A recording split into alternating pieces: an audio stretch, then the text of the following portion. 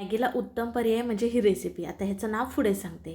सुरुवातीला मिक्सरच्या भांड्यामध्ये अद्रक, लसूण, मिरची, जिरं ह्याचं पाणी न घालता वाटण करून घेतलं. नंतर एका भांड्यामध्ये 1 वाटी इतकं बेसन पीठ चाळून घेतलं. तयार केलेला ठेचा, चवीनुसार मीठ, थोडीशी हळद, हिंग, चव छान यावी ह्याच्यासाठी थोडीशी साखर घातली. थोडं थोडं पाणी घालून सैलसर असं हे बॅटर करून घ्यायचं बघा. असं पातळच असावं.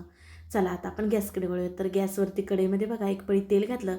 तयार केलेलं जे बॅटर होतं ना ते सर्व घालून ना ढवळून घ्यायचं आहे. गॅस हा बारीक ठेवायचा. गुठळ्या होतात असं वाटलं तर मिक्सरने छान फेटून घ्यायचं. बघा ह्यांचा एक घट्ट गोळा झाला की गॅस बंद करून झाकण ठेवायचं आणि 5 मिनटं वाफ घ्यायची. जे का नाही हे मिश्रण छान प्रकारे शिजलं जातं.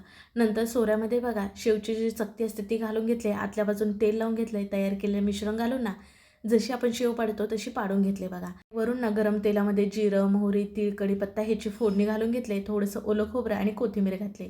ह्या रेसिपीचं नाव आहे वकिली. मॅगीला उत्तम पर्याय आहे. खूप छान लागते.